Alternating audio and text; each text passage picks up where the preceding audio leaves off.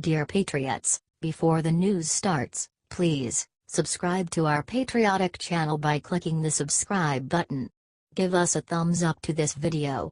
Don't forget to leave your opinion below in the comments section. Share the news on Facebook and Twitter so you friends see it. Thank you. Unapologetic cop posts epic message after homeowner's son uses AR-15 to drop three thugs. A retired police officer posted an epic message to former Vice President Joe Biden on social media this week after what a homeowner's son did to protect his family in Broken Arrow, Oklahoma. At around 12:30 p.m. the 23-year-old who was asleep at the time awoke to loud bangs coming from what seemed like was the outside of the house around the area of the glass door in the back. The son then proceeded to grab his AR-15 and took position ready to defend himself and his home. As soon as the intruders, who were all wearing black clothing, masks and gloves, forced their way into the home and came down the hallway, he opened fire.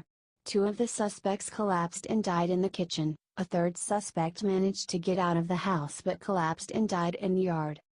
Two of the deceased individuals were 17 years old and one was 18. Deputy Mahoney of the Broken Arrow Police Department said investigators found a knife on one of the deceased in the kitchen and brass knuckles on the other. Later that same day, a 21-year-old Elizabeth Marie Rodriguez went to the Broken Arrow Police Department and turned herself in. She confessed to being the getaway driver for the dead trio and was immediately arrested and was charged with 3 complaints, each of first-degree murder and first-degree burglary. But now, a retired cop, Dustin Rogers, posted an epic social media post pointing as to why former Vice President Joe Biden's comments about only needing a shotgun were so asinine. An AR-15 is harder to aim and harder to use? Really? How so genius? I guess when you have had private security and the Secret Service for most of your life, you just don't need to worry about the same issues us common folks have to worry about when it comes to our safety. How would you ever recommend any woman should defend herself against 3 thugs entering her home who are armed with knives and brass knuckles? Luckily for Biden and his family, they don't need to worry about it, so they are okay if our families can't defend themselves. Here is another example of a use for an AR-15 via the Oswego patch. A witness used an AR-15 rifle to stop a knife attack Monday in the 100 block of Harbor Drive, the Kendall County Sheriff's Office said. According to police, deputies responded to a report of one person with a knife and another with a gun at the Oswego Township apartment complex. An investigation revealed the incident began as an neighbor dispute, with the suspect inflicting multiple stab wounds on the victim, a 28-year-old man. On Tuesday evening, the Kendall County Sheriff's Office said 2 people, a 19-year-old Naperville woman and a 22-year-old Oswego man, have been charged with aggravated battery and mob action, both felonies, in connection with the incident. Detective Brian Harrell said Jacob Curry, who lives in the Harbor Drive apartment building, is accused of stabbing the victim, who was taken to Rush Copley Hospital in Aurora. Harrell said teenager Alyssa Wright of the 8400 block of Una Avenue in Naperville, was complicit to the point that it resulted in charges in the attack. Harrell declined to release further details about what happened in the apartment complex or what caused the dispute that led to the stabbing. I can't give specifics, Harrell said, declining to say what role police believe Wright played in the stabbing. The 28-year-old victim had been released from the hospital by Tuesday evening, Harrell said. Police said a witness to the stabbing retrieved an AR-15 rifle from his apartment and stopped the knife attack with only a threat of force. The witness had both a valid firearm owner's ID card and a concealed carry permit, according to the sheriff's office. The witness, who spoke with WGN-TV, said he ran to grab his AR-15 after hearing the commotion and seeing a pool of blood in the apartment building hallway. Blood was everywhere, said neighbor Dave Thomas, adding that he chose the AR-15 over a handgun because, bigger gun, I think a little more of an intimidation factor. Definitely played a part in him actually stopping. Thomas, who told the Chicago Tribune he teaches concealed carry classes, said Curry was half a breath away from getting his head blown off and he knew that, adding, "That's why he put the knife down." Thomas told reporters he ordered the suspect to stop the attack and then kept him in place until police arrived. The suspect reportedly got away briefly, but was apprehended by deputies. Police initially said a knife-wielding suspect was quickly located and taken to the Kendall County Sheriff's Department. On Tuesday evening, the sheriff's office said 2 people, Curry and Wright, were actually taken into custody. Curry was previously arrested on a domestic battery charge in May 2017, accused of smashing an egg on his girlfriend's head in Yorkville before throwing her into a wall. In July, he was arrested again by Kendall County Police on Harbor Drive, accused of aggravated battery of a pregnant woman. Several days later, he was again charged, accused of nearly hitting 2 pedestrians, running a stop sign and crashing into a tree on Marina Drive before fleeing on foot. Curry was reportedly leaving the Harbor Drive apartment complex where deputies had been called for a report of loud screaming prior to the crash. The Kendall County Sheriff's Office said they were assisted by the Oswego Police Department, Montgomery Police Department, Aurora Police Department, Kane County Sheriff's Office, Kendall County Criminal Intelligence Team and members of the public. HT Conservative Tribune.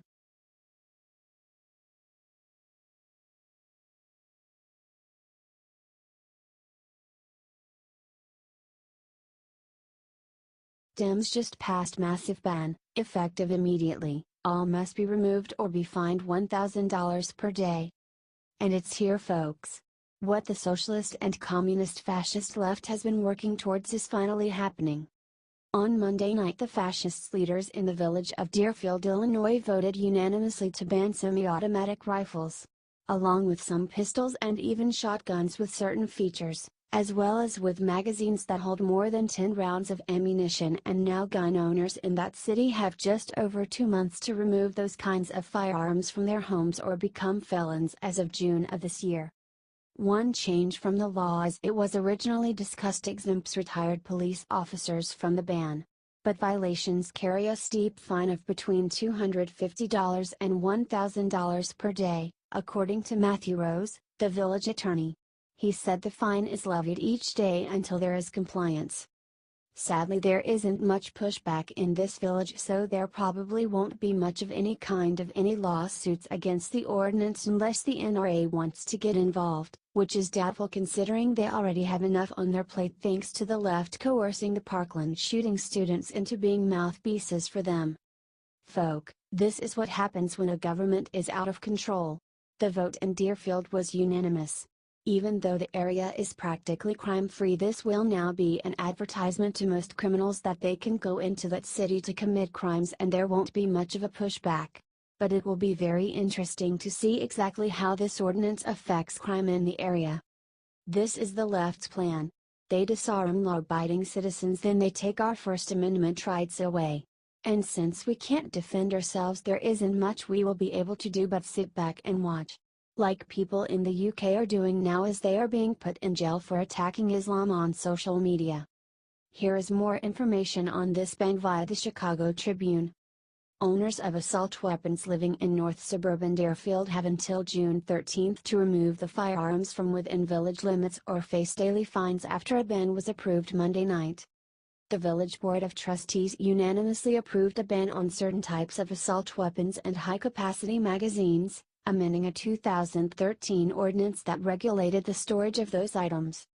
The new ordinance prohibits the possession, sale and manufacturing of certain types of assault weapons and large-capacity magazines within the village, according to the ordinance. One change from the law as it was originally discussed exempts retired police officers from the ban, according to village manager Ken Street. Violations carry a fine of between $250 and $1,000 per day, according to Matthew Rose, the village attorney. He said the fine is levied each day until there is compliance. Street said the new law is modeled after one approved by Highland Park in 2013. That ban survived a legal challenge by one of the city's residents and the Illinois State Rifle Association. The 7th U.S. Circuit Court of Appeals held that legislation constitutional and the U.S. Supreme Court let the decision stand when it declined to take up the appeal. Unlike Highland Park, Deerfield opted not to enact a total ban on assault weapons during a 10-day window that Illinois lawmakers gave home rule municipalities in 2013 before the state's new Firearm Concealed Carry Act eliminated their ability to do so. However, Deerfield trustees did enact an ordinance defining assault weapons and requiring the safe storage and safe transportation of those weapons within the village. That measure, which was enacted during the permitted time frame, preserved Deerfield's right to amend the ordinance in the future, Street previously said. This is not only held constitutional by the Seventh Circuit, but similar laws have been ruled constitutional in California, the District of Columbia and Maryland, Rose said last month. The original resolution said that since Deerfield enacted its regulations, assault weapons have been increasingly used in an alarming number of notorious mass shooting incidents at public schools, public venues, places of worship and places of public accommodation. Document: Deerfield Assault Weapon Ordinance. In the ordinance, the definition of an assault weapon includes, among others, semi-automatic rifles that have a fixed magazine with the capacity to accept more than 10 rounds of ammunition, shotguns with a revolving cylinder, and semi-automatic pistols and rifles that can accept large capacity magazines and possess one of a list of other features. Among the dozens of specific models cited are the AR-15, AK-47 and Uzi, according to the ordinance.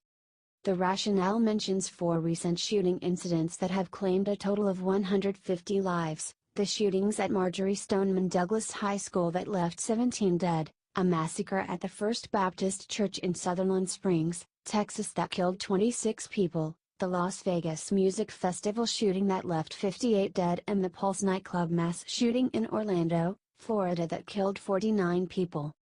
Though the trustees had virtually no debate Monday night, more than 70 people attended the meeting.